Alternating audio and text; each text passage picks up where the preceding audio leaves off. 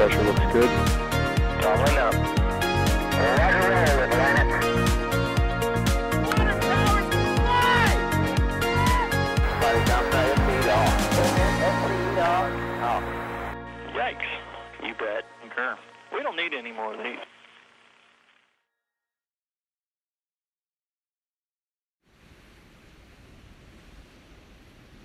And here we go this morning, folks. You can see there's some activity at the tank farm, and that means that it's time for NASA Spaceflight to start today's live coverage of Starship SN11. John Galloway for NASA Spaceflight here early in the morning. Let me know if you can hear and see, hear me.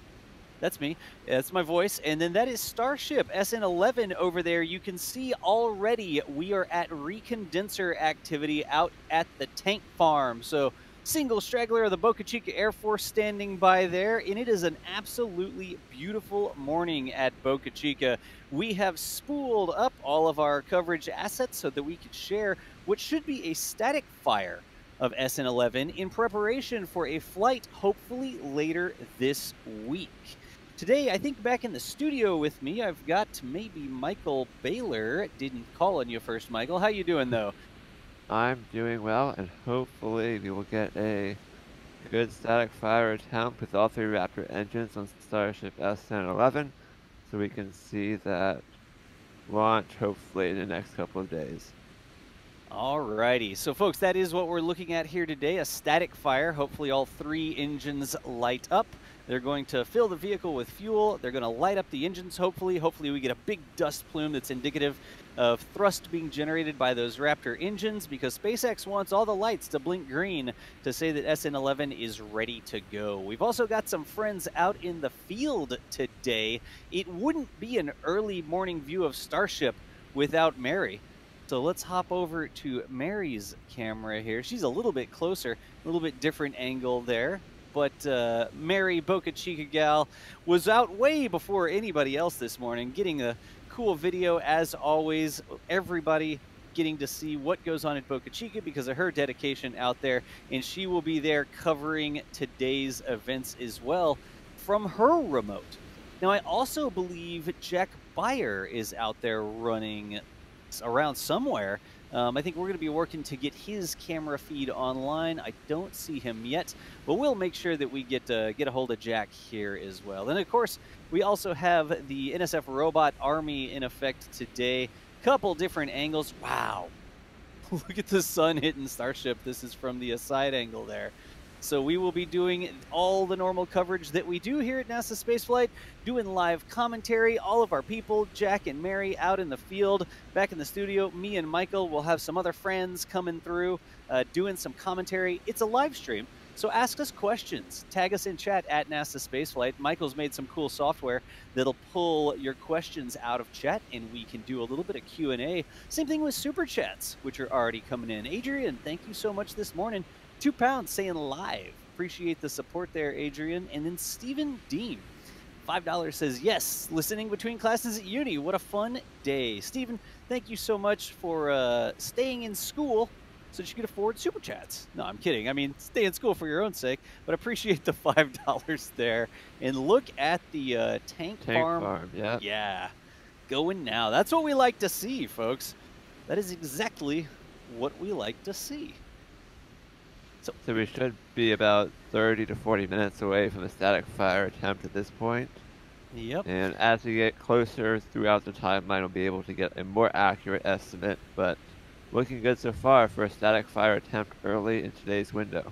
Yeah, absolutely. And that the tank farm, folks, what we do here with our live streams, if you're a fan of Fleet Cam, you've seen we've been watching Starship since early this morning. I was sharing some views from our cameras over on the Fleet Cam stream that's 24/7 live from Port Canaveral. I hijacked that for a little while, but we've been watching what's going on all morning here, and this is what we wait for. We wait for the recondenser to fire up. We wait for the tank farm activity to really begin in earnest. We could go at any time, but instead of sitting here for 4 hours without any indication, what you see on the screen is the clear indication that SpaceX is moving forward with the test in a timely manner. It could be, like Michael said, as little as 30 minutes before we get some action here. In fact, that is a lot of action happening already. Michael, could you do one thing for me real quick and check out the balance on Mars Cam? Because it is still in sunrise mode. And is that, I mean, we didn't change the white balance. That's just what it's seeing right now, right? Yeah, but the white balance on that camera is pretty finicky, as we found. Yeah. So let's hop back over to, there's Mary's camera. There we go. That's a little bit, I think, more what it looks like, and we'll have a look at Mars Cam there. I mean, it's Mars Cam because it has some sort of orange filter on it this morning. But again, folks, if you're just joining us, the NASA Spaceflight team is here to bring you live coverage and commentary of Starship SN11 live from Boca Chica, Texas. We've got the studio crew. Right now, it's me and Michael. We'll have some other people rotating through. And then out in the field, we've got Jack and Mary. This is Mary's camera right now showing the live views. Like, literally, I'm not kidding. When you see this on your screen, it's probably about, well, depending on your internet connection, it's probably like 10 to 12 seconds shy of happening in real time. So a bird flies by the camera, that happened 10 seconds ago. I mean, if you got a really good internet connection, it could be 7 seconds ago. I get the video up to the server in about 3 to 4 seconds usually. So anyways, this is live happening now, and you can see that tank farm activity showing that they are beginning operations out there. Michael, what's the rest of the week looking like? I mean, we've got road closures, we've got TSA notices, FAA, NOTAMs. Like, what are we looking at for testing? So there are temporary flight restrictions, or TFRs, scheduled for Tuesday, Wednesday, and Thursday. Currently, those are for the flight test, so if the static fire goes well today, in a best-case scenario, the hop could happen as soon as tomorrow. That's probably going to be a quick turnaround, but we did, I believe, see the flight termination system installed last night. So they are moving quickly ahead and preparing even before the static fire happens. So once the static fire happens, it will not be long until the flight test happens. And we're still waiting to see some other signs, such as the village evacuation notice. Hopefully, if the static fire goes well, Mary will get told that she needs to evacuate for a flight test in the next day or two. And then I don't think we've seen marine hazard notices yet, and hopefully SpaceX will officially confirm the test is going to happen once the static fire is complete. So still looking for a couple more indications, but looking good for a test flight into the next 2 days, assuming the static fire goes well. Absolutely. All right. You know, I'm doing my thing here, Michael. Give me just 1 second. You know me and that new scene that I've been playing around with. A couple more super chats. Steven says, yes, listening between classes at uni. What a fun day. That was one we got earlier, I think. Taylor says, good morning, everyone. Have a great day. And hopefully thrust is 3 today. Rough Riders are $5. Time for another day of getting that work done. Have we spotted any parts for BN3 yet? That's probably a question for Jack or Mary, but I don't believe so, but I could be wrong. Angela, thank you for the membership. Wee Babu, thank you for the membership. Jared says, I'm running out of ways to put Kayak and Jack together. Aerospec Research Coalition says, any day y'all are live is a good day for me. CANP Railroad says, here's $5 for a good burn. And Jake says, thanks for the amazing coverage. I'm an Irish engineering student stuck at home during online classes. Starship brightens my day. Still amazed by SN10. Well, hopefully you will be amazed by SN11 as well. Still waiting to see the entirely nominal landing burn. I think SN10s, according to Elon, had a bit short on the thrust, but hopefully SN11 will make some progress. That catches us up on Super Chats. If you have questions, keep tagging us in chat, and we will work our way through the question queue. Yeah, again, y'all, the things are going to start happening in a hurry. What we're looking for on the screen next is going to be vapors coming from underneath Starship. So you see all of the vapors that are coming out of the plumes coming out of the tank farm there. Luckily, the wind is in a fantastic direction right now. If the wind was blowing the other way, it would be obscuring our view from the beach angle here, which has really nice lighting right now. But this way, the wind is sort of out of our way. And you could see, look at this, Michael, you can actually see the ground service equipment getting frosty closer to Starship. Do you see the vents? It's not coming from under Starship yet, Yeah. but you can see some vapors sort of coming off, it seems, off of pipes Yeah, you can see approaching there's a lot Starship. coming out from the tank farm, and then just to the left, there's some additional vapors, so Yeah. this might be that propellant loading sequence starting. All right. This And- is what we want to see. And the estimate that Adrian is giving me is between 8:50 and 9:05 Central Time. So Adrian is the one who keeps track on our spreadsheets of all the different tests that have occurred and tries to estimate the countdown sequence based on the prior data. So looking like a static fire attempt in the next 30 to 40 minutes, or 20 to 35 minutes, I guess.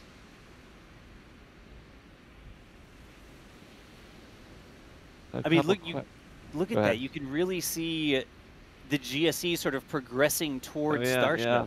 That definitely looks like propellant loading is starting to me. God, I wonder, should we leave this camera fixed like this? We probably shouldn't try to zoom in on that camera right now, should we? No, it'll be a Yeah. cool time lapse. It'll be a cool time lapse, yeah. Well, I guess we're just gonna have to put more cameras out there. Right. There's the methane vent at the top right there. Oh, already. So that seems earlier. We usually see it happen after we see vapors from Starship. So that's interesting. But I will progress our timeline. Good deal. That was it's maybe one quick little vent there. We'll see if it keeps happening. And Michael, I guess on this scene you can't really do the timeline, huh? Well, we can stay on this for a second. We're at Yeah. propellant loading at least, if you're wondering. Yeah. That's the timeline. Is there a variant of the overlay that forces the timeline not to display that I could use on this scene? I don't think we have that. We have the bottom bar that we can force off, but I don't think the timeline is forced off, right? You can use the overlay force. And that'll will that remove That'll the keep- bottom bar? That'll leave the bottom part on, but remove the timeline. Remove the timeline. Okay, cool. All right. Well, I'll try not to do that right now because I'll probably break it. So let's check back around. It is windy out there. Could we grab the weather overlay real quick? Because this is from the one we call Mars Cam, and every now and then it's getting a pretty good gust. I mean, look at the tank farm. I mean, look at the vapors from the tank farm. That wind is really kicking today. You can see some vapors just to the bottom left of the launch stand, I think. Yeah. It looks like the GSE itself is getting frosty and sort of vapors coming off the side of the piping or something like that, doesn't it? Yeah, so definitely letting propellant right now based on that. Yeah. Uh, And look at this. This lighting from the side shot is just fantastic right now.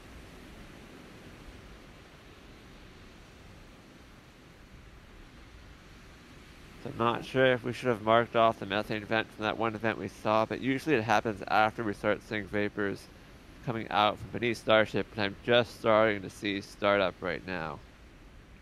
So that was slightly out of the normal order, but interesting nonetheless. You can now definitely see those vapors coming out from underneath Starship. Yeah. And that wind is the wind is really being nice coming in off of the ocean right now. So here in this view, the sort of ocean where the waves are is over to the left, and then the production side is over to the right.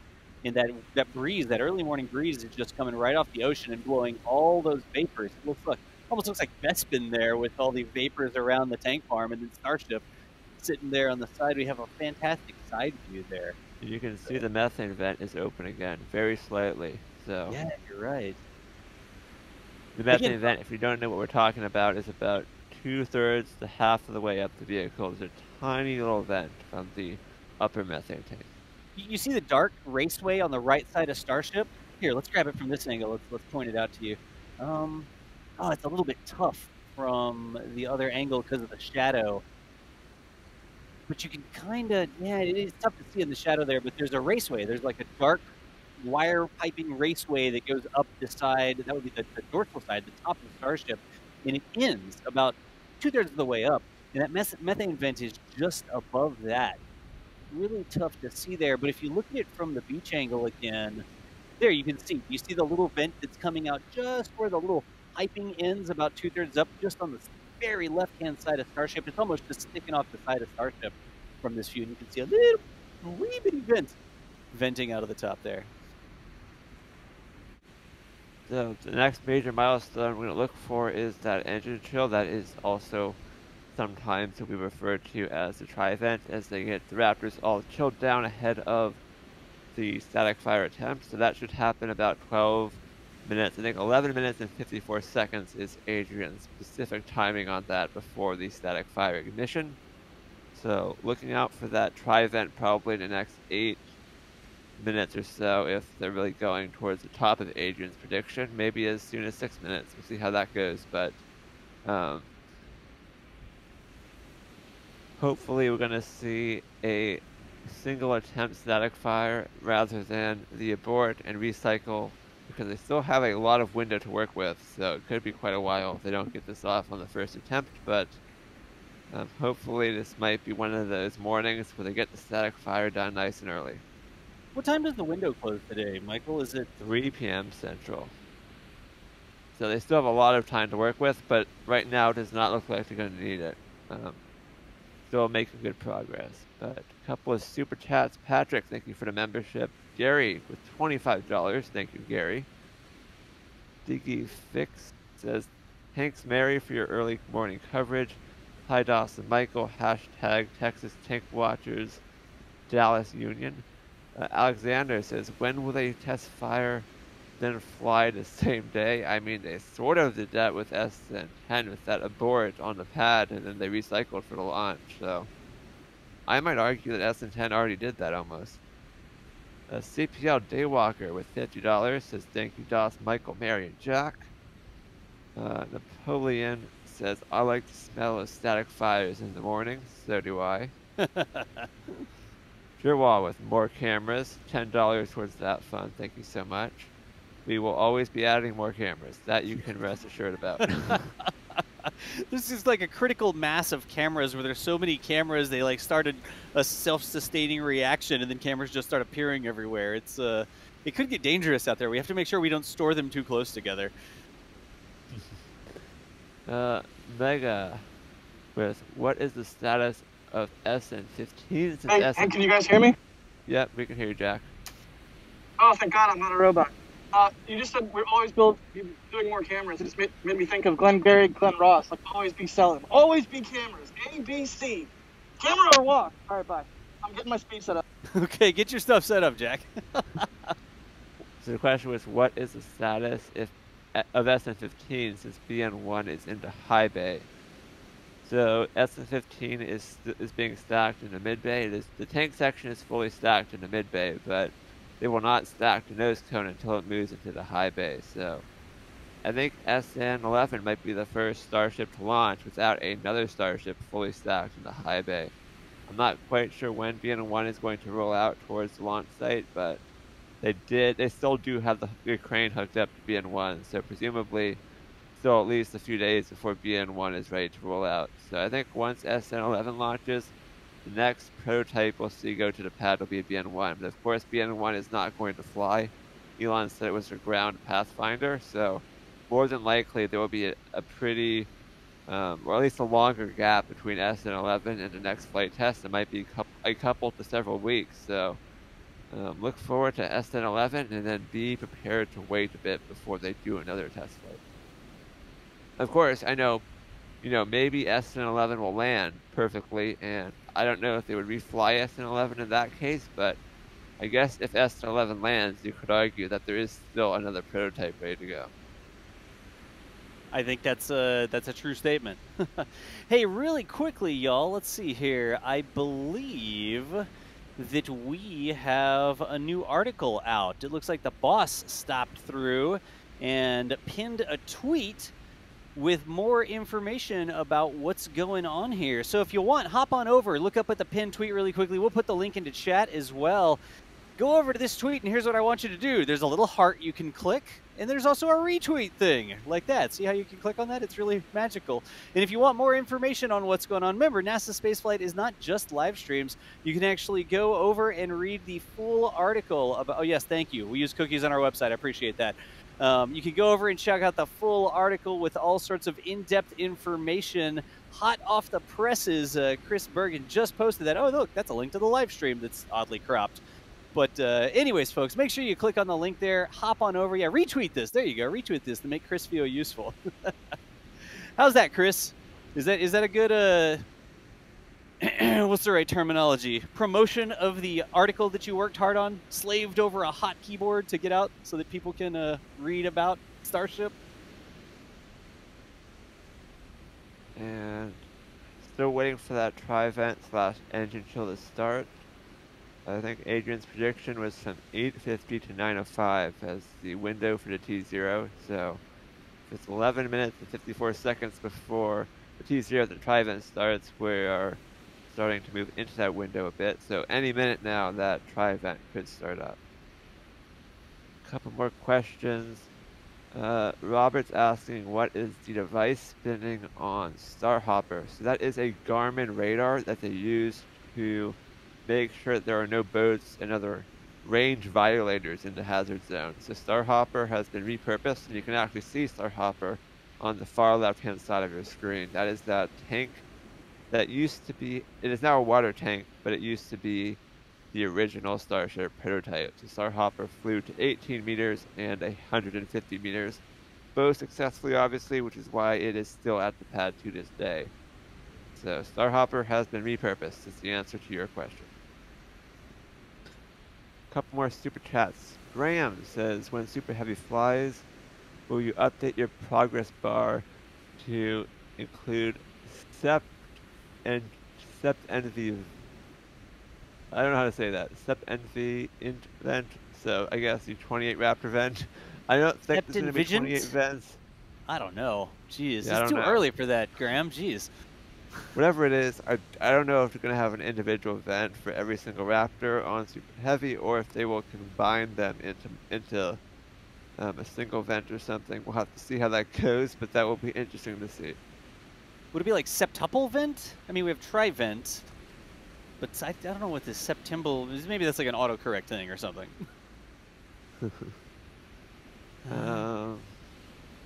Thanks for the awesome SpaceX Static Fire webinar. I appreciate the support, Armand. Game Changer says, will they have RCs on Mars? That would be cool. I hope so. I mean, they sort of already do. I mean, isn't Perseverance sort of like an RC car? Yeah, basically. I mean, what, Sojourner was basically a little RC car. It's like the size of an RC car. That's true. So rolled right out of Pathfinder. I think the answer is we already do. That's my answer. I mean, we have an RC helicopter on Mars right now. Did y'all see that? It looked like Perseverance dropped the oil pan out, and there's a helicopter underneath it. Normally, you would not want to drive anywhere if your oil pan fell out, but I don't think. And there is the methane vent to us if you go back to the beach. Oh camera. yeah, look at that right there. And it already stopped. So that of course. That was the more pronounced vent. You might have seen it if you look super closely on that camera, but usually we see a larger methane vent, so that might have been the one we were really looking forward to seeing, which means it might be a bit longer than, it might be a bit longer until we see that tri-vent, so. Here, we'll go this way so we can watch it from both angles. And I'm seeing what the latest estimate is. 858 is the new estimate from Adrian based on that. So that is within its current window. So far Adrian's predictions are looking good this morning. So if 858 is the start of the static fire time, excuse me, then the tri-vent should start about 12 minutes before that. So looking about 3 minutes away from the tri-vent. And Russell, thank you for the membership. John says NASA hot fires versus SpaceX static fires, compare and contrast. Well, The SLS hot fire was a full duration burn that the core stage would perform on its way to orbit, including the throttling and gimbaling testing. So lots. It was a very long duration test. It was over 8 minutes. The whole shooting match. Yeah, the Starship static fire is just let's verify for a couple of seconds that our engines are working. So. Yeah, that's SLS did something that Starship is not capable of doing right now. They could not do a fully integrated, full duration burn on either Starship or a booster because they don't have the big test stand like that, the flame directors and all the things that you need. Their full duration burns, they just fly for, right? So, oh, there is definitely from the bottom of Starship. Look at all that vapor, Michael. Yep, it looks like it's coming from the bottom, not from a tri-vent or an engine chill vent. Yeah, so. It is. Really quickly, folks, before we get into, let me hop on this real quick, Michael. Before we get completely into things, we're able to bring y'all all this live stream coverage because y'all keep showing up. I mean, all the super chats and stuff that come through. Also, sorry, Das, you're getting interrupted. We have an engine chill vent. Well, that should be 12 minutes then, right? Yep, so that would put us at 8:56, 8:57, depending on how you round it, for the static fire attempt. 8:56 and 37 seconds is Adrian's 2-second prediction. I should have done it a little bit sooner, but I won't do it. I was going to show the flip and burn diner poster that Mark made. We'll show it after the static fire. Stay tuned for the poster that you don't want to miss. I love that the flip and burn has been so widely adopted as nomenclature for the landing maneuver. I forget who it was that I saw tweeting flip and burn, but somebody said flip and burn that, you know, it wasn't an NSF person. I was like, aha, it's spreading. I was so excited to show it. I'm showing it. Look, flip and burn. The restaurant at the end of the launch site, open 24/7. Countdown, launch, flip, landing. It's too fantastic not to show. It's a poster that Mark made and put up in the shop over at shop.nasaspaceflight.com. Come on, I gave it like 10 seconds. That's not too much, right? As long as we didn't miss something, I think you're good. And I don't think we did. There's a link to the flip and burn poster if y'all want to see it a little bit more. Hey, Das, do you have my feed right now? Let's see here, Jack. I see you, but it's super shaky. Yeah, we'll work on it. If we could go off the beach camera for a second, I'm going to upgrade it to the higher bitrate setting. Sounds good. That way it does not freeze again. Who remembers when that happened? Because I certainly do. Dude, it showed the ignition. It was the most opportune time that it could possibly have frozen. It was fantastic. Okay, you might have to jiggle that feed, but it should be back. I'll get it.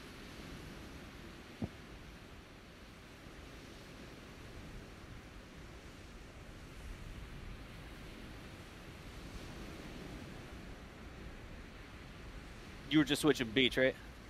Yep. All right. I'll recycle it real quick. And folks, we should be now less than 10 minutes away from a potential static fire. We're waiting to see if there's a siren. Gotta watch the back channel, because even if we don't hear the siren, let me make sure we bring up that audio just a little bit off Mary's camera. Make sure that's getting piped through to us so that we can hear it. R01, there we go. So we definitely have that tri-vent going. I haven't heard a siren yet. We haven't seen Mary post up about a siren yet either, but I'm sure if she hears one, remember they usually do that 10 minutes in advance of the static fire, but I think by the tri-vent, we should be less than 10 minutes away from a static fire at this point. So we'll see if Mary checks in. She'll let us know if she's heard that siren or not. Siren is soon. The siren is soon, it looks like. Good deal. Thank you, Mary. So she must see one of the deputies getting ready to do it. Yeah, and we're confirmed back good on the beach camera. It also looks like we've got the long-range camera here. Jack has his feed up as well now. We are getting that a little bit rough there from... is that a side? I feel like I hear a siren, but I don't think I actually hear a siren, do I? No. Huh. Got some venting noises. Y'all should have been able to hear that. Chat, did y'all hear that? The venting noises? When I first heard that, I was about to say that should not sound good, but it stopped quickly. I was worried that was going to be a depressed vent, but the depressed vents are longer than that. Nice, they heard it. All right.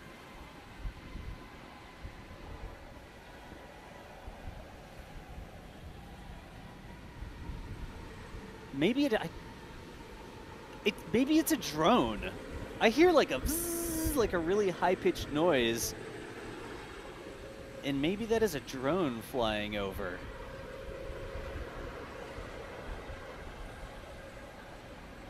Or maybe it's just constant venting. I can't quite tell. Anyways, folks, this could happen pretty quickly here. Still standing by for the siren. We do have live audio.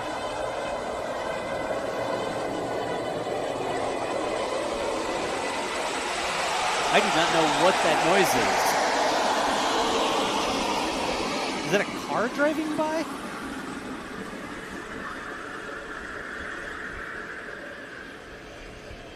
In any event, that wasn't that sounded like a car driving by.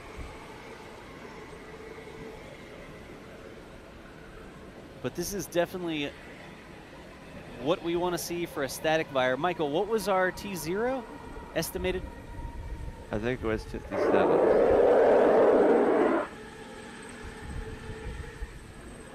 All those venting noises, that sounds amazing.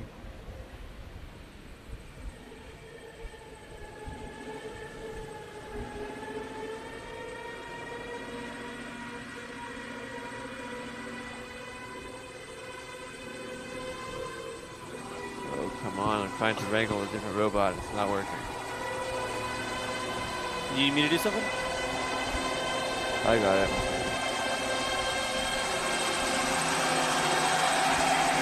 Are they spraying for mosquitoes? What is that? I'm gonna ask Mary what that is real quick.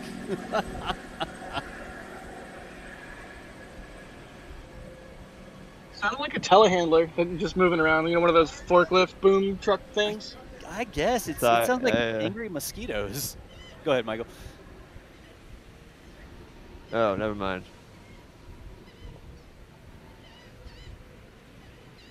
I thought we were about to be told the siren. I thought I saw the siren happen on the on a different robot, but I don't think I did. Gotcha. Oh, SPMTs. So that noise is the self-propelled modular transporters that move the large equipment around, including starships. And I can actually see one moving right now on a robot that I'm struggling to control, but that's what they're moving around.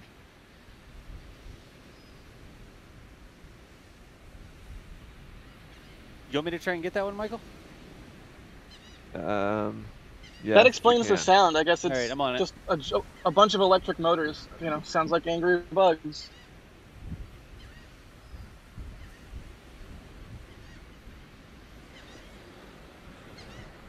So Mary said the siren happened, she could not hear it. Perhaps due to that SPMT.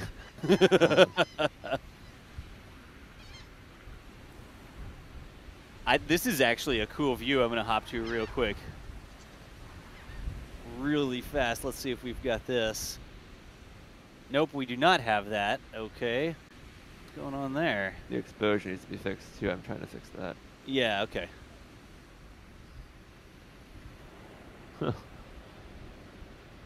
Just keep an eye on that, folks.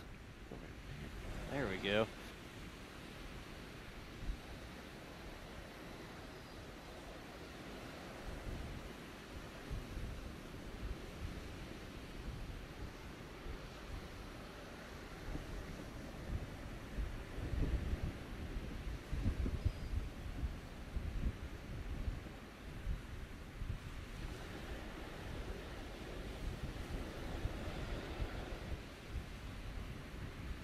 I haven't seen the halt yet. Mary's thinking that the siren happened But maybe Okay. his siren was broken and he was just having to lean out the window and go wee, wee, or something like that. If Mary says the siren should have happened, I'm just going to mark it on the timeline. Yeah, it looks like the deputy did the lap, but either we couldn't hear it or may not have, I don't know, had a very loud siren today. Normally we hear it really loudly, but they've been sort of light on the sirens lately. They used to do like a full lap all the way around the village, siren blaring, and now we get lucky if we just have like a little bit of siren noises. This should be about 4 minutes away from the static fire. Yeah. I guess coming up on 3 minutes now. 3 minutes and 30 seconds.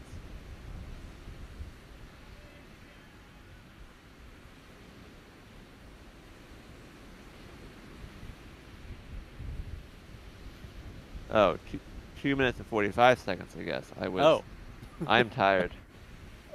Still early in the morning for me, so I'm not going to do the math. But Adrian was saying about 2 minutes now from when he told me that. So hopefully, fingers crossed, we're going to see a good static fire here shortly. And I guess we'll move out the static fire imminent on our timeline.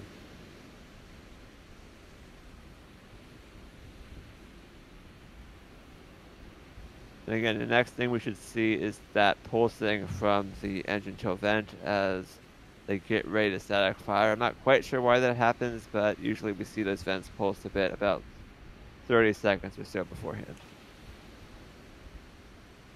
God, look at that. Those plumes are just going crazy today. And look at the header tank getting frosty and venting a bit.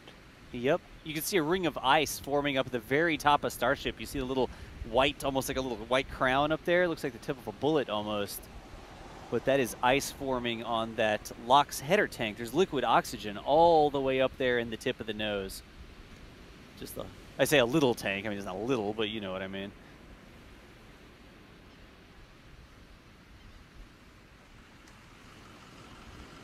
Somebody said the cameras are having a Zoom meeting. Oh my gosh, really? All right, a sensible chuckle. So Michael, 8:56. You went CBR on the beach, right? Yes. Okay, thanks. Hopefully, we'll see. We should try it, or should we leave it on a solo? I mean, we're 3x4. Last time. Oh, jeez. Just have your finger on the button. Yeah.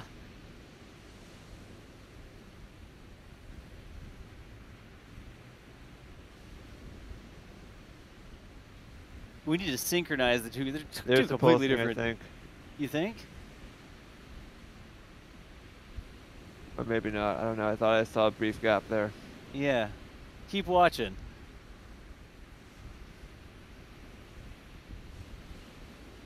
Wow. Well.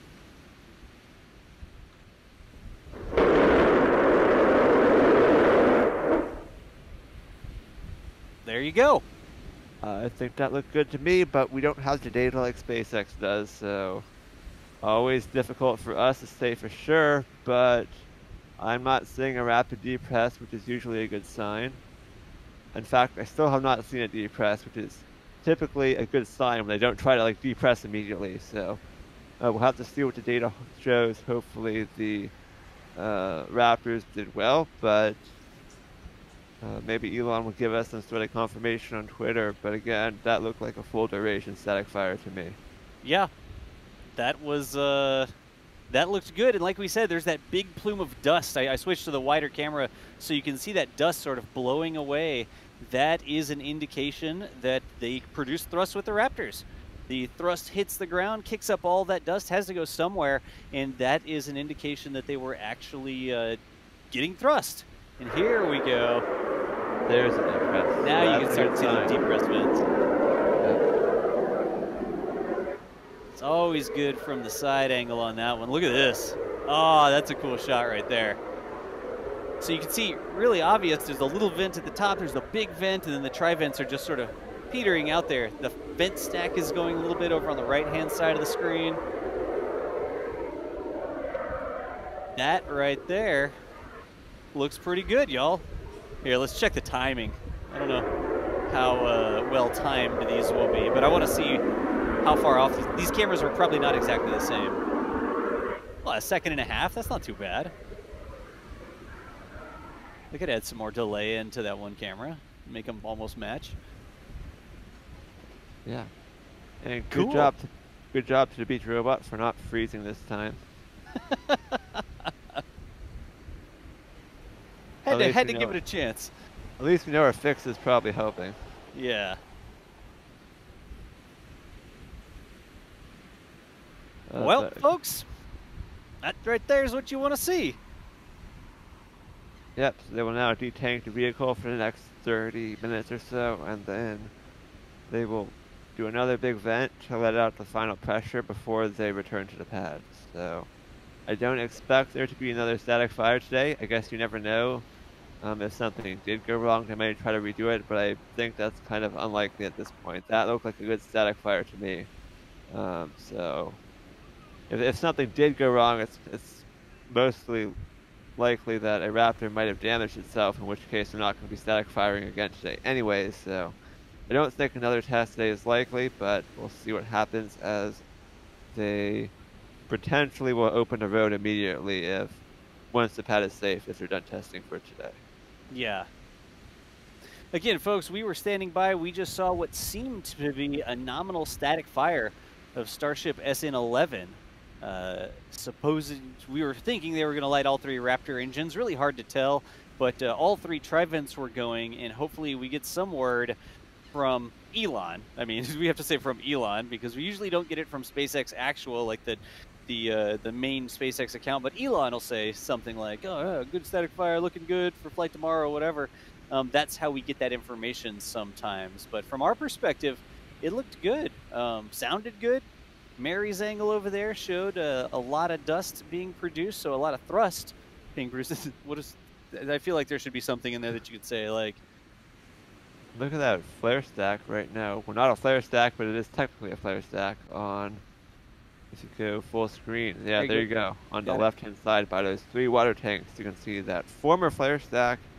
I mean, I think it still is technically a flare stack if they need it to be one, but it's venting a lot of probably nitrogen or something right now. I don't think that's methane. yeah. I like that. There you go. Dust means thrust. Thank you. Dust means thrust. That flare stack where the vapor is coming out of right now used to be an actual flare stack. If you go back to our Starship SN4 static fire days, that would be producing quite a big fireball as they were testing, which is kind of exciting to see. Unfortunately, no fireballs anymore, but that's what that used to do. Couple of super chats that we'll need to get caught up on since that static fire. Cool. Quentin says, thanks for taking us all on this journey. Ollie with $5. Lily with a new membership. Kevin with $5. Russell says, one day I will travel from Australia to watch a Starship fly. And here with you, NSF Legends. Love you guys. And gal, let's go SN11. Good deal. Appreciate you, Terry. Or Russell. Russell Terry. I just glanced up and got the last name, I think. Greg with another $5. Thanks for showing this live. Much more exciting than reading about it later. You folks rock. Yeah, it's never as exciting when you know what the result is. Kay says, hey guys, went and saw the last Starlink mission.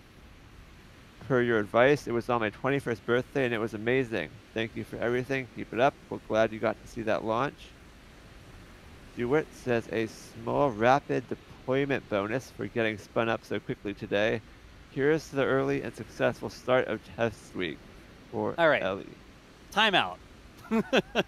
The window opened at 7 local time, so I've been here at the computer since about 6:30, 6:45 local time. Spun up quickly.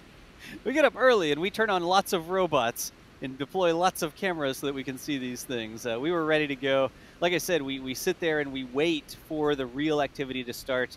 But if you were over on Fleet Cam, you saw that I was, while I was testing out all the cameras and everything, sharing some of those cool sunrise views over on Fleet Cam. So, Stuart, go ahead. I mean, they're not wrong, though, that it does take a lot of effort to be ready to go at any moment, because we don't know exactly when the test is going to happen. So there have been times where we have sat on console for 6 hours waiting for it to happen. So. Yeah, this was easy mode this morning. I mean, they got going right there. When I sat down, there was only one vehicle out there, so it was mostly clear. And then that last vehicle drove away. There was one work truck they left out there, like a flatbed work truck, that's still out there, but it didn't have people in it. It just sort of parked. But they were ready and raring to go. If you've been wondering why they have not done the static fire since they aborted last Tuesday, it was because they were having trouble getting road closures from the county during the spring break time. It's a popular tourist time for the South Padre area, but they have gotten those closures now, and clearly SpaceX, with all the extra time, had made sure the vehicle was all ready to go. So first thing this morning, they got the static fire done. Musical Wolves says this probably beat SpaceX's earliest static fire. There was a really early one with SN, was it 9 or 10? I forget which one it was. So one of the recent Starships also had a pretty early static fire. I'd have to go back and check the time on that. Well, I guess it depends how you define early. If you define early as earliest in the morning, they've done like 1 a.m. static fires before. If you define early as early in the window, this might be up there for sure. Raleigh with a new membership, thank you for support. Chris K says, when will you install a RoboCam on Hopper? As soon as Elon lets us. Yeah, right. Donald says, thanks for the great coverage. Matt with $5.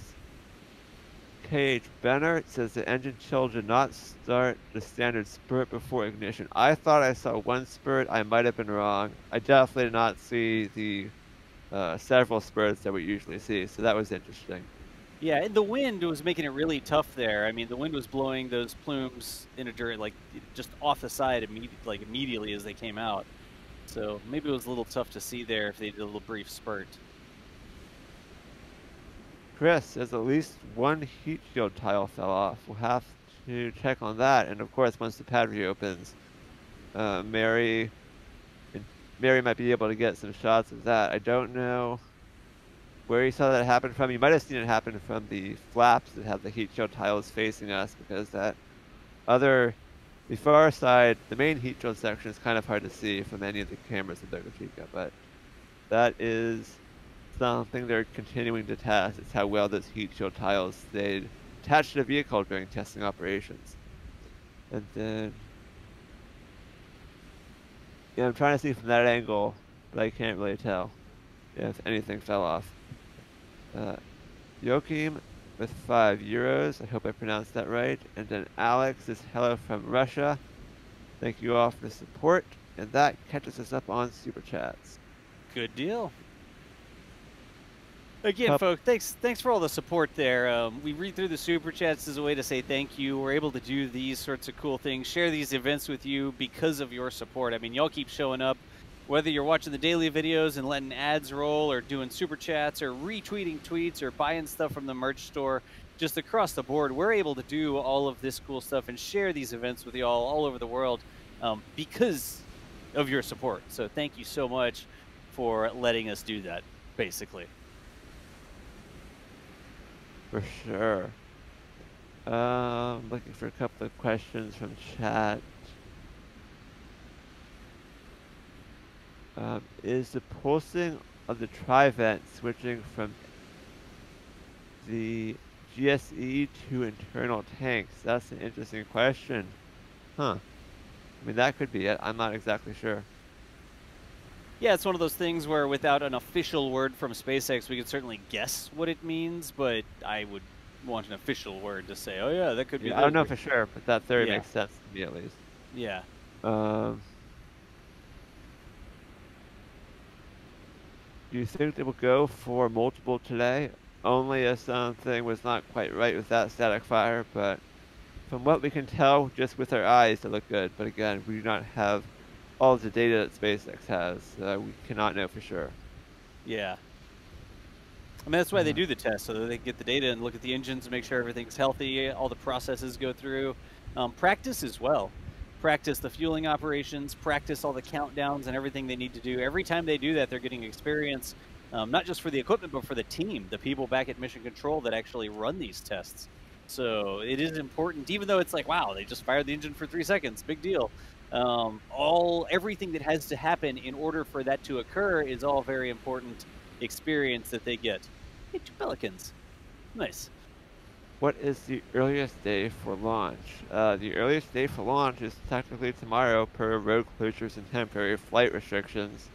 Both of those are potentially going to, or the TFR is going to be in place for tomorrow unless it's canceled. I think the road closure is still a backup date technically, but perhaps they can schedule that. It is listed on the website, so if they want to, they can use it. That might be a bit of a fast turnaround from today's static fire, but the flight termination system was installed last night, so they are definitely preparing for a flight test in the next day or two.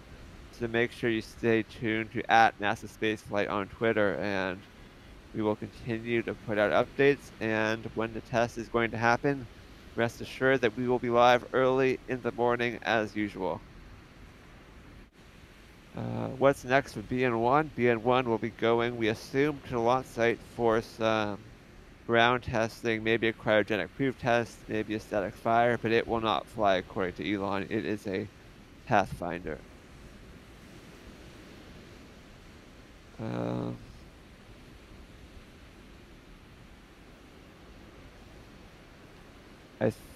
Somebody in the chat says, I think one of the official SpaceX streams actually said it was indeed the GSA disconnect. I don't remember that myself, but I wouldn't doubt that that's what that is when we see the spurting happen from the engine chill vent. And Adrian says that timing does line up, which when we saw the big flare from the flare stack back in the day, so perhaps that might have been them burning off that residual methane in the lines when they switched the internal tanks. Guy Richmond with $25. Thank you for your generous support.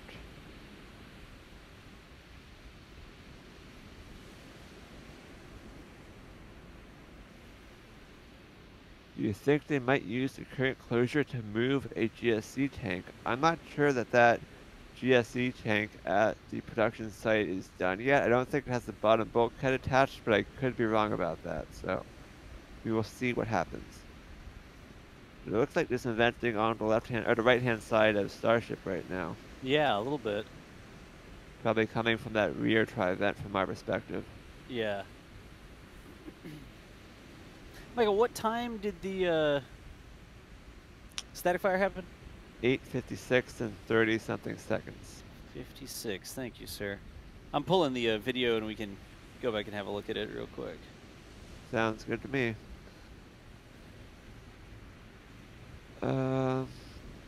56 and something, because everything's all dusty.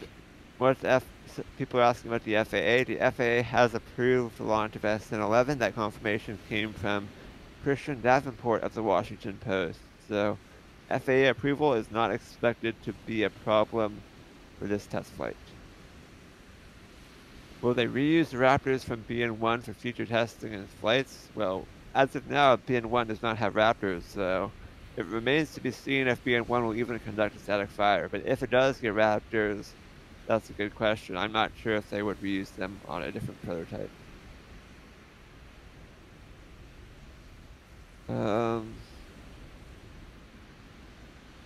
They look to be condensing testing to allow for more site construction.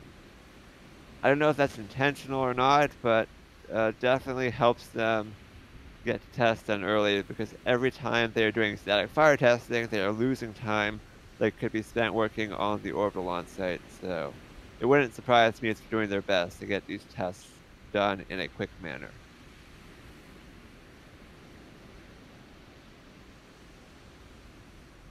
Is there absolutely no chance of them doing a surprise quick turnaround for flight today? Correct. There is no temporary flight restriction. They cannot launch without that, so no chance of a launch today, and it would be too last minute to get a temporary flight restriction for today at this point anyways.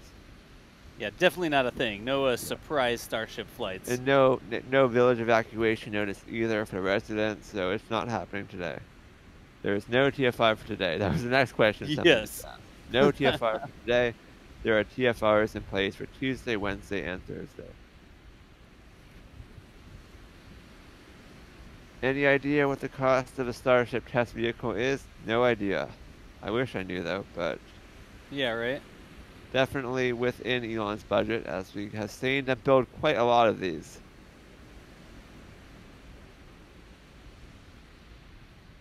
I'm kind of new to SpaceX stuff. What are vacuum engines? Vacuum engines have a larger nozzle because when there is no air pressure, it is more efficient to have a nozzle that expands the engine exhaust more. So it's just a longer nozzle for the most part. Sometimes there's some other minor differences, but the major difference is a longer nozzle to make, or an extended nozzle to make the engine perform more efficiently in a vacuum.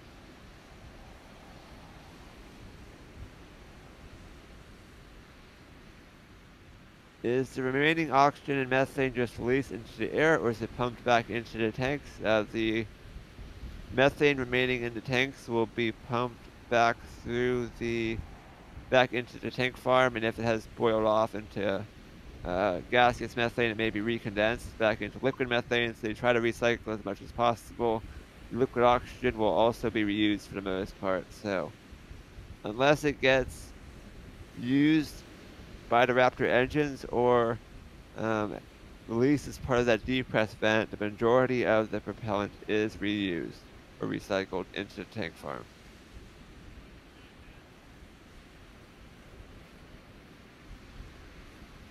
Let's see. Tomorrow's window is 3 p.m. too, or is it the traditional 5 p.m.? All windows this week are from 7 p.m. to 7 a.m. Excuse me, 7 a.m. to 3 p.m. local time. So I'm not sure if that window might be extended if they do a flight test. I have a feeling if they do a flight test, they will try to give themselves a couple of extra hours in the afternoon. But on the county website, the road closures are until 3 p.m. all days this week, which I think is only through Thursday. I'm double checking. Yes, no road closure scheduled for Friday, but Tuesday, Wednesday, and Thursday all have that 7 a.m. to 3 p.m. road closure. There you go. That one, right? Yeah. Yeah. 7 a.m. to 3 p.m. every day. And you can see on Tuesday and Thursday there are possible closures, so we should expect. Yeah, we should expect to see that become a scheduled closure if they do actually try to fly tomorrow. Do we normally see that where it says possible closure? I mean, No. I've So seen I think as part of this spring break thing, Ah, SpaceX might be being limited to 2 closures a week or something like that. So they picked Monday and Wednesday as their primary dates. But again, there is a TFR for tomorrow, so it would not be out of the question for them to try to do something tomorrow as opposed to Wednesday. But still waiting for that village evacuation notice and official confirmation from SpaceX that a test tomorrow is actually possible. good deal.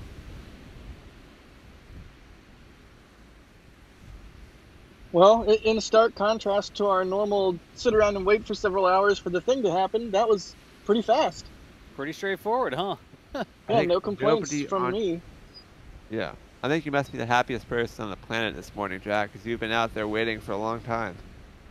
Yeah, I'm excited to see SN11 fly, and that was, but you know, it sounded. I was listening to the stream. It sounded like a good static fire. It looked like a good static fire. If it looks like a duck, if it quacks like a raptor, then it must be a static. I don't know. You get it. Yeah. Hopefully we have a good test under our belts, and we can move on to a flight test sometime this week. For sure.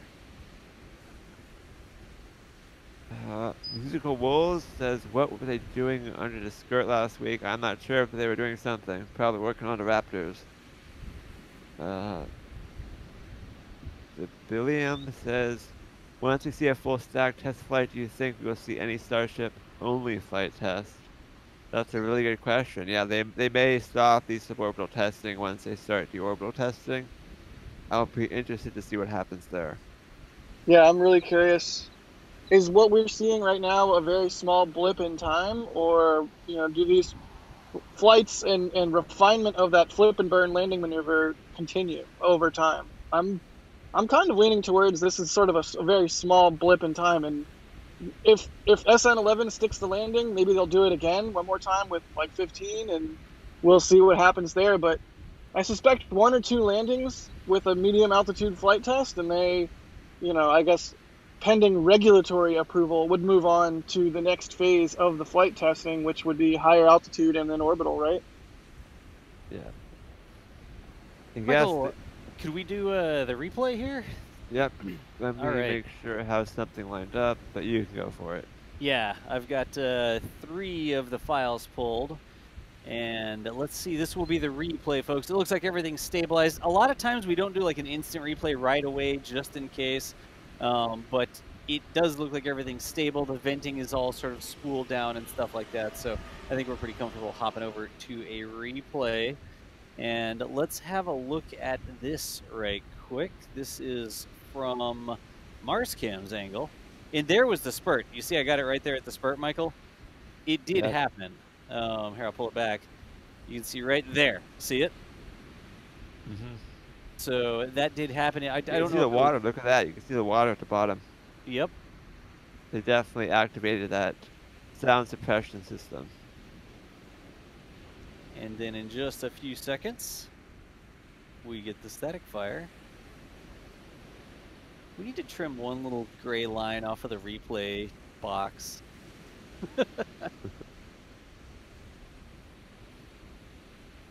But there's the static fire from, whoa, that's shake. Oh, we should see it shake, Michael. I'll let it play through the shake, sorry. There's that replay again.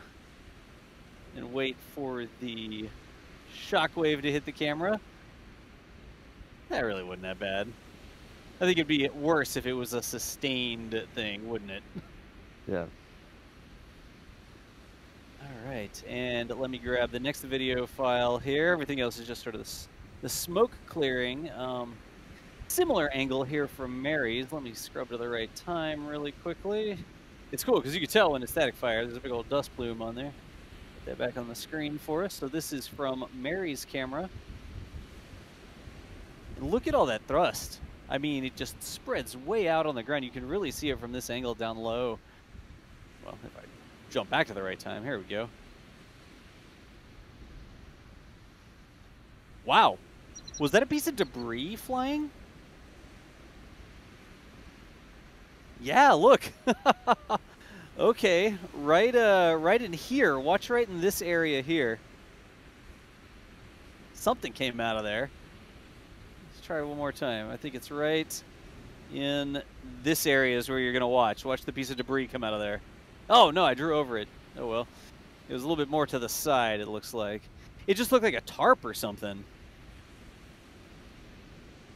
Trying to get right there.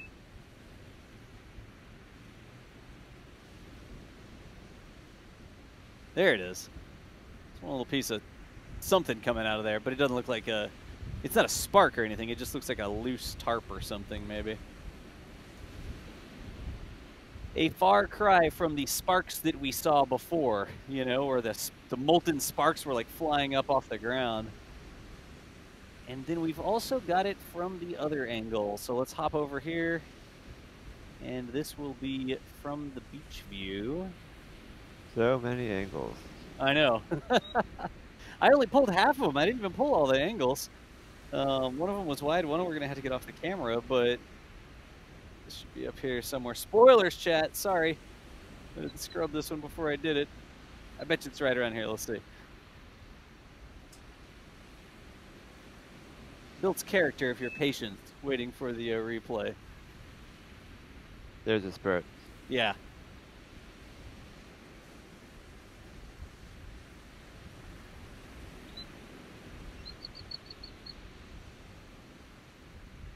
Those birds flying by. Okay, apparently I pulled more off the front of this video than the other video. Gotta be Sim. It's spurting. My bad. There we go. See, we built character. We built character. Don't you feel like a character now, Jack? Oh, I always feel like a character, Doss. Can you not tell? But that big plume of dust, that is what we want to see. That is, it takes a lot of force. Remember, that's 50 meters tall. Actually, it's more than 50 meters tall because it's on the stand, and the stand's actually raised up a little bit off the ground. Not as much as Pad A, but Pad B is raised up So that is a big plume of dust that gets kicked up when these static fires happen. Let's see if I can... Did I get it right? I think I got it right. Yeah, look at that. I was paying attention.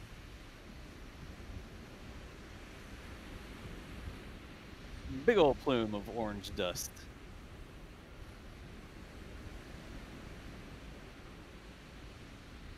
Anyways, there's your replay of what, from our perspective, looked like a pretty good static fire of SN11. Of course, we don't have all the sensors and stuff like that. That's up to SpaceX, but it actually did static fire, so it's got that going for it, which is nice. Back to the live view.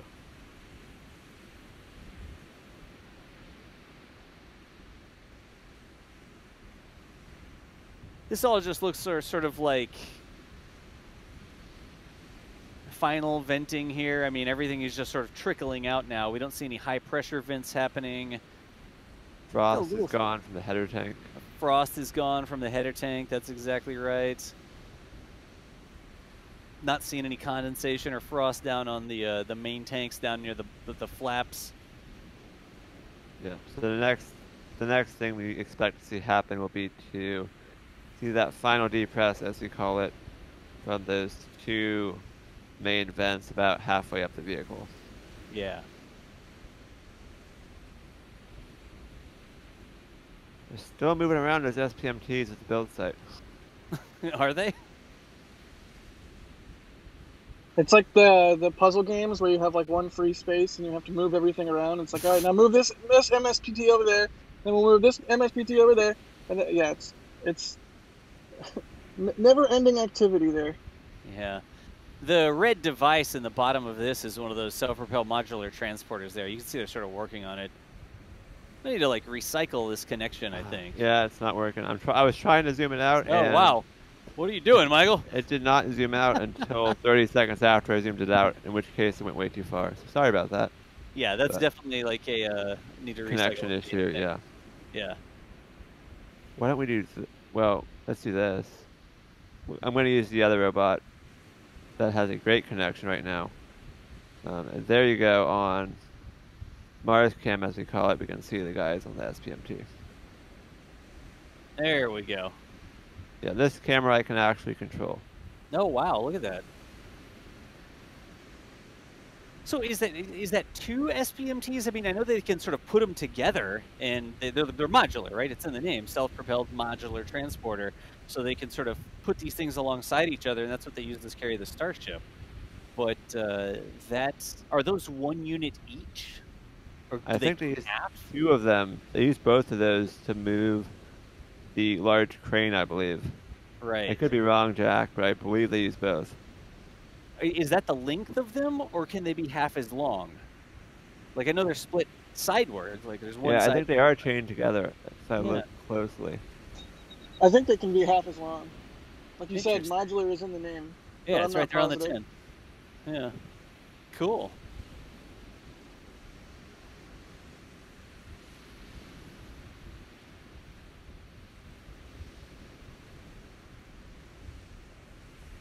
So I guess they might be moving those back towards the production site soon, as they will need to move that large crane from the build site again.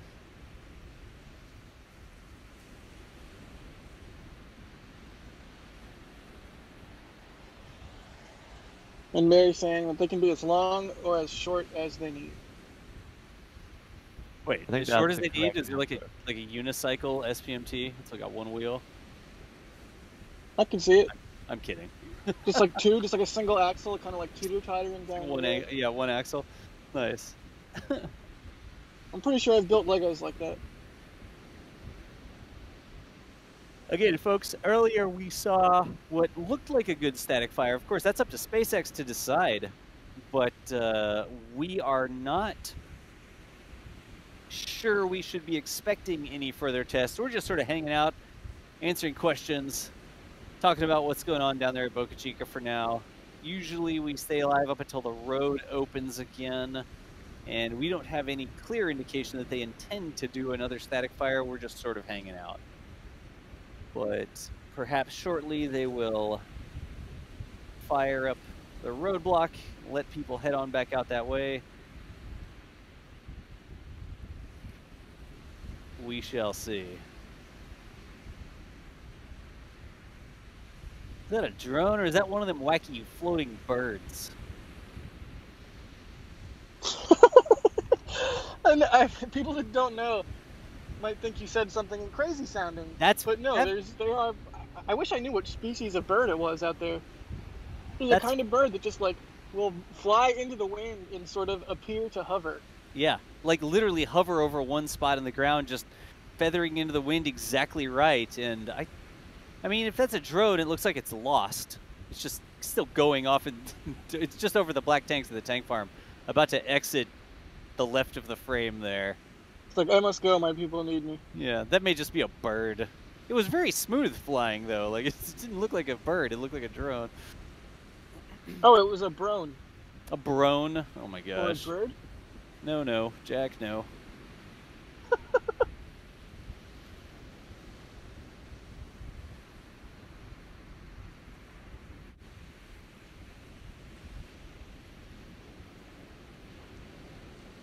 Richard, thank you again for another super chat. Thanks for all your hard work to bring history to us. No problem, Richard. Wade, it says the static fire looks slightly different than usual. There was no high pressure pulse just before static fire. I think there was a pulse after seeing those replays myself. Yeah, I think there was a pulse as well. I didn't see it come to a complete. It wasn't like a pause where it came to a complete stop, but I do think that it was a whoa. There's a big sudden vent. You see that? Huh. Interesting. Just something letting loose some pressure there. That actually looked like it came from the stand down low.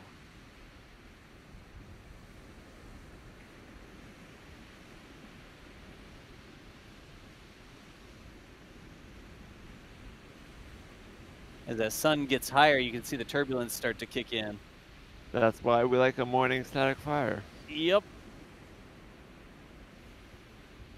Yeah, it was remarkably like crisp and clear this morning. I think that might be some of the best video that I've been able to get of a static fire or anything from Isla Blanca Park. It was just the right conditions. Now, imagine, if you will, a flight at like 9 a.m. That would be really cool. Yeah, that would look good.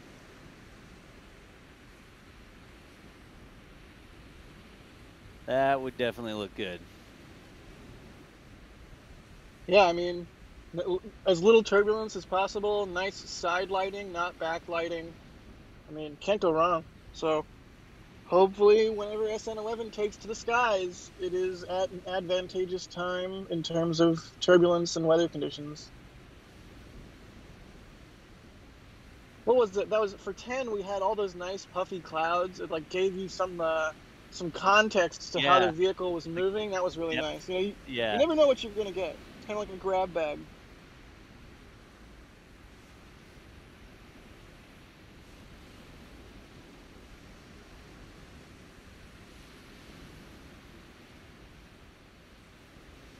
Again, folks, we're sort of hanging out, waiting to see if they reopen the road. We've seen SpaceX do multiple static fires in a day.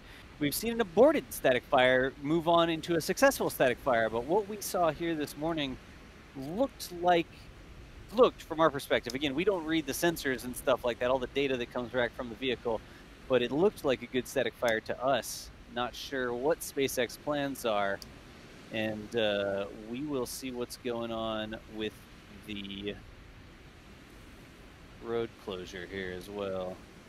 Yeah, I'd be surprised if they static fired again at this point, but we'll see what happens. Oh, there's a is that a depress vent? There's yeah, a depress there it vent. is. Yeah. Which, I mean, to be clear, we should see that regardless, but that is a sign they are nearly done safing the vehicle, which means if they're not going to test again, we should see the road open fairly soon here.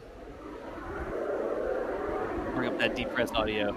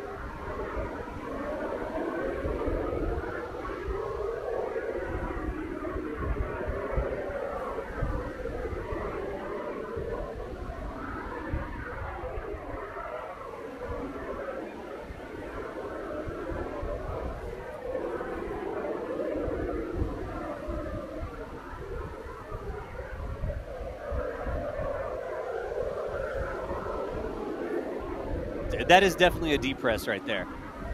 That is a high pressure, prolonged vent.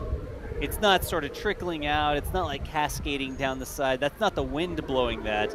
That is a high pressure vent. You can see the energy being released from the vehicle right now.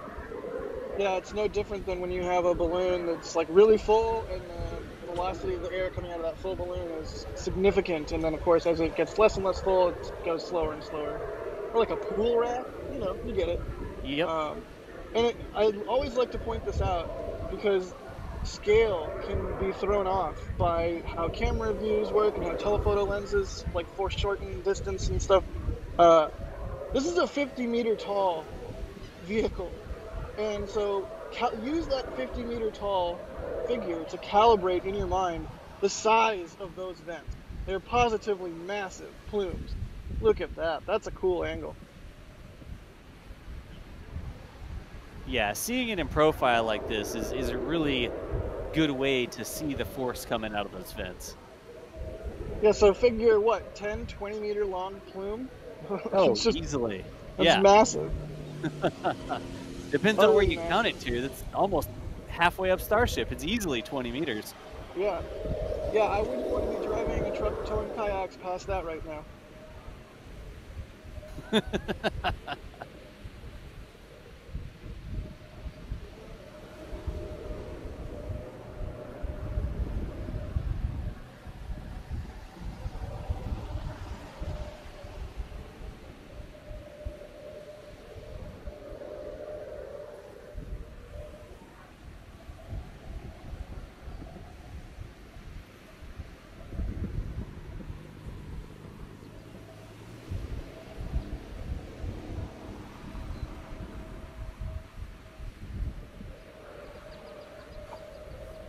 Got a couple more super chats coming in as we listen to the depressurization. You can hear it's getting a little bit quieter and quieter there.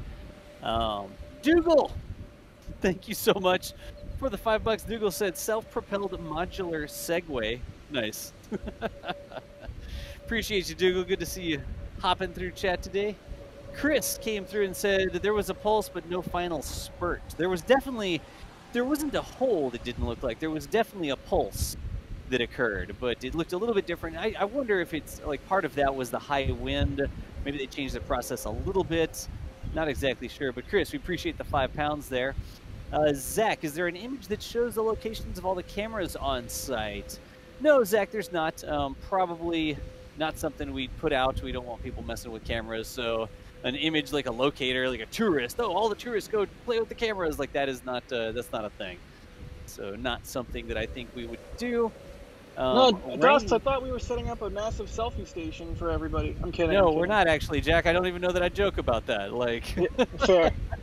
You know, like, yeah, definitely a thing. Rain, appreciate the €5, and this was talking about. I guess somebody said a question or something. Pretty sure Wade meant the prop shooting out Starship. A static fire happened. It cut off. Unlike so. The differences in what we saw there, was it the wind, was it a different process, did it not completely cut off, or did it completely cut off? That's I think what you're talking about there, Ray. And then Jan Prince coming through. Oh wow, look at this. Jan doing some music. It sounds like, Jan, the best thing to do there would be to DM one of us, maybe over on Twitter, with information on that. Definitely shoot us a DM. At NASASpaceflight on Twitter would be a good place to start. Or you could find me. I'm at K-Space Academy, setting some of our stuff to music. Shoot us a DM to talk about that. Appreciate you there.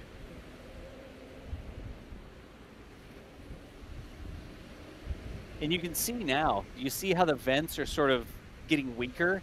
They're not those big, well, or turning off. I mean, they could also be turning off. You can really see that pressure inside the vehicle decreasing. And that was definitely a prolonged depressurization on Starship SN11. Again, if you're just sort of dropping through, wondering if you're going to miss what happened, you already did. It was about 40 minutes ago where Starship SN11 did its static fire. It looked like a good static fire. SpaceX has the numbers on that. We'll see if Elon tweets about it or something, or we'll see if road closures and TFRs get scheduled or unscheduled or whatever. Evacuation notices for the village. All those things can be are things that we use to see what's going on. You know, are they canceling the road closure tomorrow? Are they confirming the road closure tomorrow? Does Mary get a notice on her door that's the evacuation notice, or the house evacuation notice, I guess, the siren warning, saying maybe they're going to do another static fire tomorrow? Are they asking Mary to actually evacuate the village? Remember, Mary, Boca Chica gal, she's one of the very few residents that actually lives there in the village, like a private citizen living in the village. Most everybody else moved out and works for SpaceX now, I guess. They either moved out or they work for SpaceX. And so if they are going to do a flight, they will tell Mary in advance that she's going to need to evacuate, like actually leave the village and move to a safe distance away, miles away, actually. Village is about 1.5 miles, and they ask them to go 6-7 miles away for a full evacuation. So if they ask Mary to leave the village tomorrow, that's an indication they may be going for flight. But if you haven't yet, make sure you toss a follow over to Mary at Boca Chica gal on Twitter. When she gets that sort of information, she usually sends out a tweet to let everybody know what's going on. So there's her Twitter account right there, at Boca Chica gal. And if you want the hot off the press word on the, well, street, I guess. It's sort of dusty out there. Anyways, the word fresh from Highway 4, I guess, of what's going on. Make sure you toss a follow to at Boca Chica gal Mary, who is on the scene, living there in the village every day, sharing what's going on with Starship SN11, SN10, SN9, boosters that they're building, rings that they're building, GSC that they're installing, the orbital launch platform that they're working on, just across the board. If it's happening at Boca Chica, what do I say? They can't sneak a piece of stainless steel out of one of those tents without Mary getting it on tape. So that is right the way to keep up with what's going on.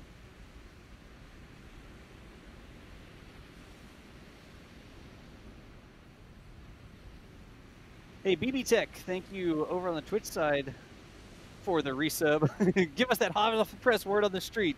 Nice. We appreciate you, BB Tech.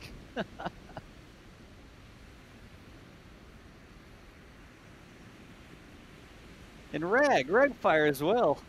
Appreciate the gifted sub there, Rag. Thank you for the support. Scrolling back through the log. Wonder Chemist. Supposed to be at work. 40 months. Appreciate you, Wonder Chemist. Thanks for sneaking over on the Twitch side.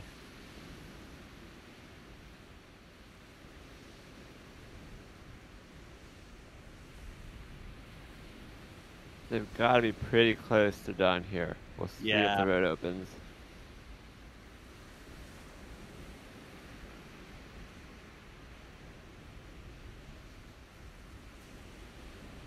Yeah, local time was around 8:56. If you want to scroll back the screen, 8:56.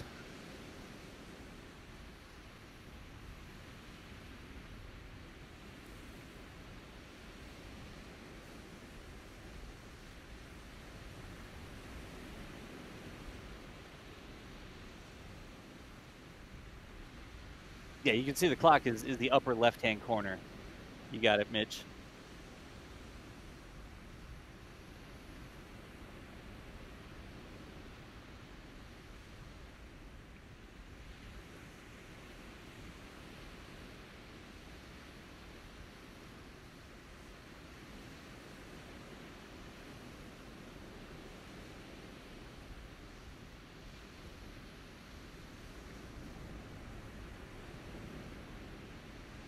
Could we see a flight attempt already on Wednesday? Well, there is a TFR for tomorrow, too. You could see a flight test as early as Tuesday, in fact, but I'm not sure how likely that is to happen. We'll see when Mary gets told what day she needs to evacuate.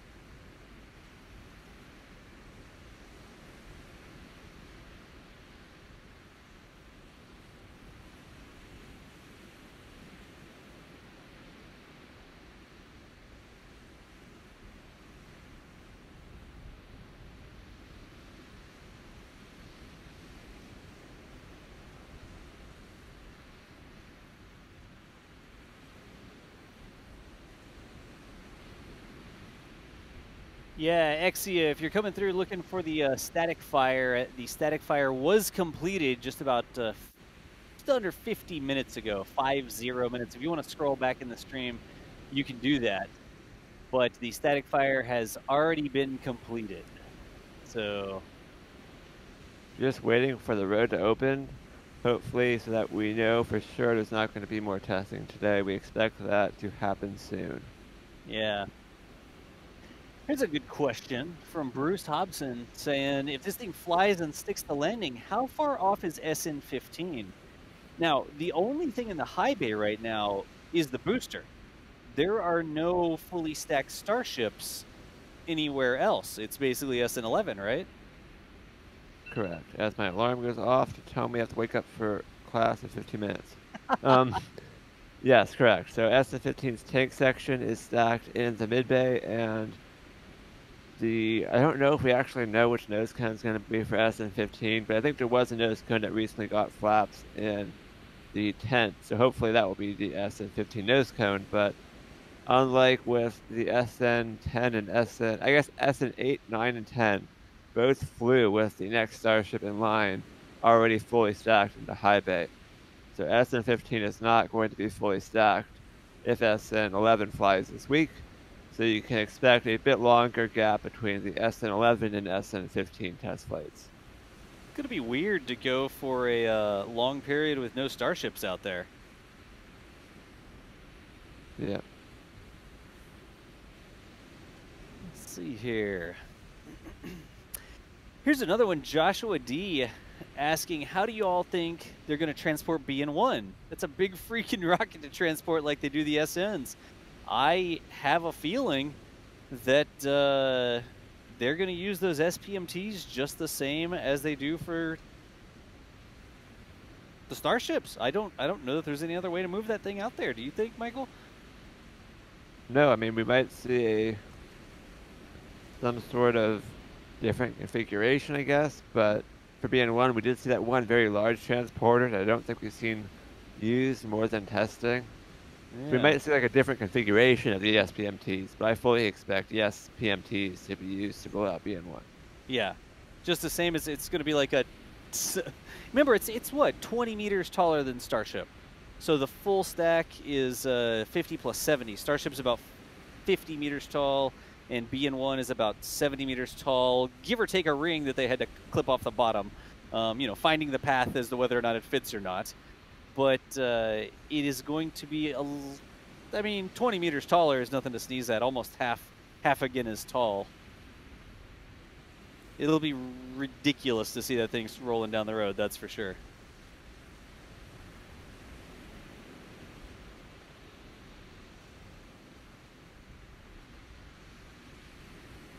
Again, folks, there's no flight planned today.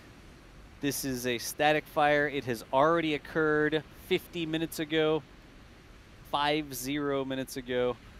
And if you were looking for that, you did miss it. You can roll back, and we'll also have a summary video. We edit videos just about every day, and we will have the multiple different angles, the clean footage right off the robots and cameras and stuff like that, Jack's angle and Mary's angle and all the different things. That'll be an edited video later today / this evening.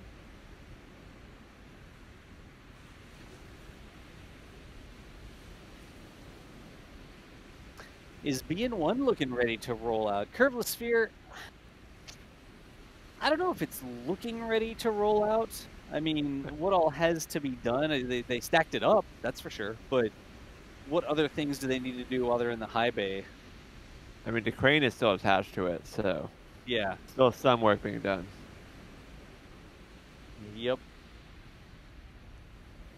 But definitely making progress, it looks like. I mean, they have the two sections stacked on top of each other, and that thing is just about the height of the entire high bay. This one on, there you go. You can see one of the new tanks for the orbital launch site, we think, stacked just to the right of the white nose cone. Yep.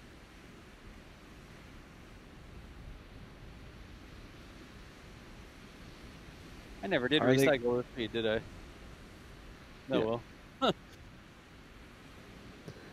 Are they going to do vertical integration of the payload when Starship is ready? I think so. I mean, I don't see any way they're going to do horizontal integration with Starship. The vehicle is meant to be integrated vertically, so that seems to be the most likely option to me.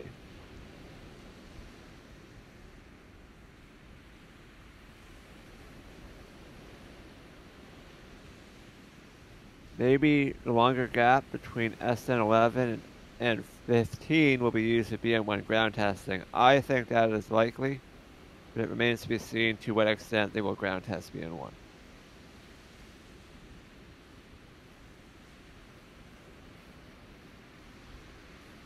Come on, open the road. I know, right? I've got class in 10 minutes. I'm beginning to question our staying live until the road opens. We can always go live again if Yeah. they start to spool up again. I mean, that's a thing that we can do. Yeah, Well, I it mean, is that might be important- prudent given the nature of today's test window. I mean, they could, for all we know, they could stay closed and do nothing all the way till 3 p.m., right? Yeah, they could. The latest report we have from Mary is that there was not a lot of activity either way, so I'm not really sure what's going to happen. Yeah. But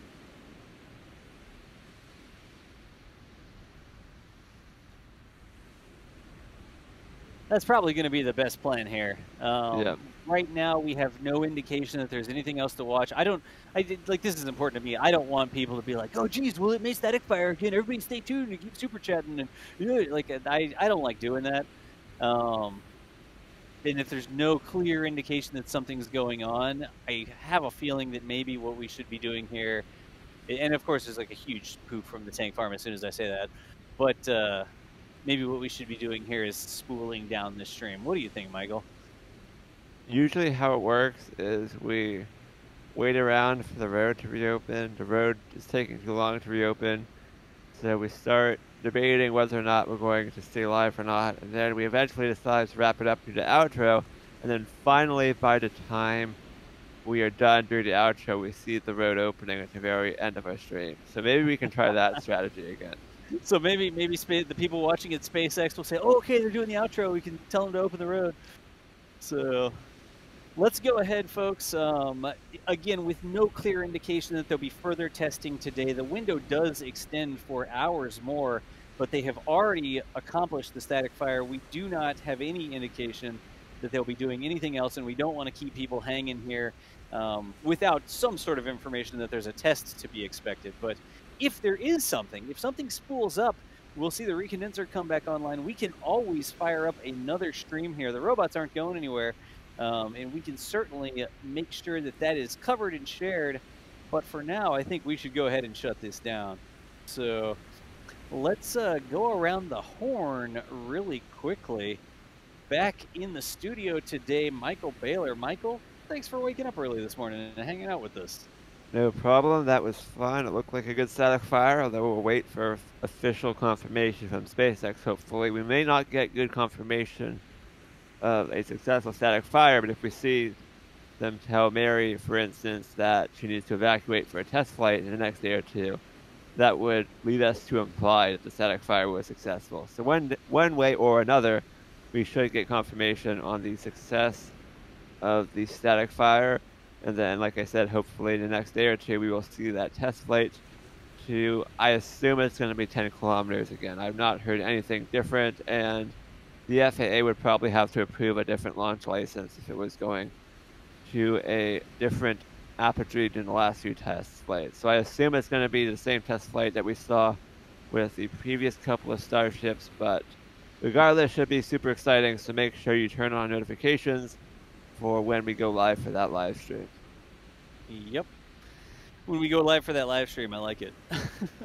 Yo, Michael Baylor does a bunch of our back-end software and programming of the robots and that sort of stuff.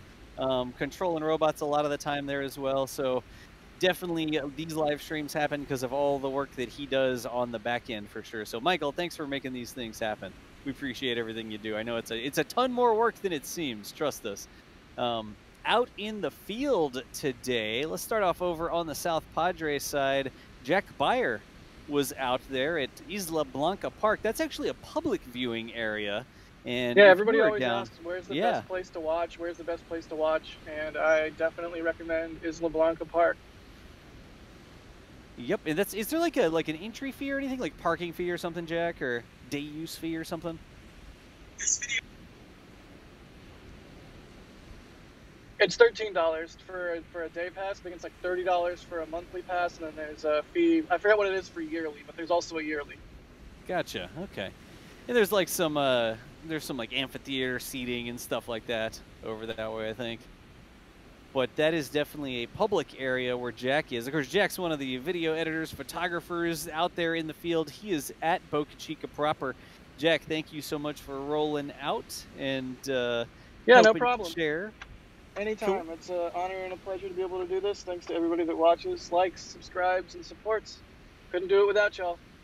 Good deal. Hey, Jack also has a Patreon. If one of the mods could put Jack's links, not like the beef jerky, but put the links to Jack's Patreon and Twitter and stuff like that. You can find him on Twitter at the Jack Buyer, and then also over on Patreon, there's a link that we can click. But definitely know being out in the field takes a lot of time. Keeps you from doing other stuff too.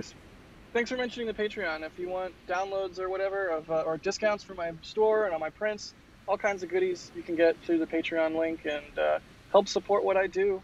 In addition to, you can support NASASpaceflight, you can support me directly, all kinds of ways to support what we do. And just thank you to everybody, and thank you so much to all my patrons. It's been an amazing amount of growth, and I wouldn't be able to do this without y'all. So thanks for mentioning that, Doss. Oh, of course, dude, always.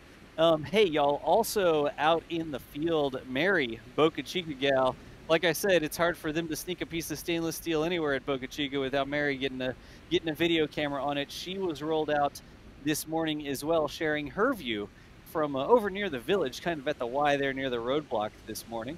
But she is out there every single day grabbing video. We have those edited daily videos if you want to get sort of like a little 10 to 12 minute primer of what's going on at Boca Chica. All the different rings that they're moving around, the way they're welding starships together, what they're moving, which cranes are doing what they're building at the orbital launch platform, and all that sort of stuff. The daily videos here that Mary records are something that you don't want to miss. Make sure you toss a subscription, or toss a follow to the channel here, I guess is the right way to say it, if you're interested in finding those little bite-size updates on what go on. Also, if you want to keep on top of what's happening in terms of road closures and notices and evacuations, follow her on Twitter as well, at Boca Chica Gal. That is the freshest source of information. And make sure you tell her thank you. She is out there dusty, hot, in the sun. She's been doing it for over a year now so that everybody across the world knows what's going on with Starship and can be a part of this really cool test campaign. Let's put it that way. Finally, folks, back here in the studio, my name is John Galloway with NASASpaceflight. If you're watching over on Twitch, you may know me as Das, but I am the herder of robots and live stream controller here, and a bunch of the back-end technology that makes the little photons turn into electrons and then go across the little wires and then end up hitting you back in the face as photons at some point. That's what I do on the back end here, helping again to share all of the things that happen out at Boca Chica and other places. We do streams from the Cape. We've done streams from Spaceport America over at Vandenberg Air Force Base, all the way up to Wallops at the Mars, the Mid-Atlantic Regional Spaceport. Live streaming cool space stuff is sort of what we do here. So that is going to bring us... I've talked a lot. Did they open the road yet? Nope. We tried. SpaceX mission control. Come on, SpaceX test controllers. It's time to open the road. I finished the outro. We are going to go ahead and shut down our live stream here, folks, our live commentary. If you want something to do in the meantime, Fleet Cam is going to still be up, and we'll get a link to Fleet Cam in chat really quickly. But that is our 24/7 camera over at Port Canaveral, courtesy of Rusty's Seafood and Oyster Bar. There's a lot happening over on the Fleet Cam today, even. Just a sort of gray day at the Cape, some tugs, some of the crew vessels and stuff around. But you can certainly, if you want to keep chatting with like-minded space nerds, you can head over to Fleet Cam and hang out with them. But like I said, that is going to bring an end to today's, or I guess to this bit of live coverage. If they do anything else, if they try to sneak a test past us, we will certainly go live again. But we're pretty sure that this is looking like they're done with the testing at Boca Chica for today. Appreciate everybody hanging out with us here, folks, and make sure you follow the channel. If this is the sort of content you like the commentary, you like the Q&A, whatever it is, you know how to get back. We'll hope to see you here in the future. For now, that's the end of our live commentary and coverage, and we will see you nerds later. Thanks again.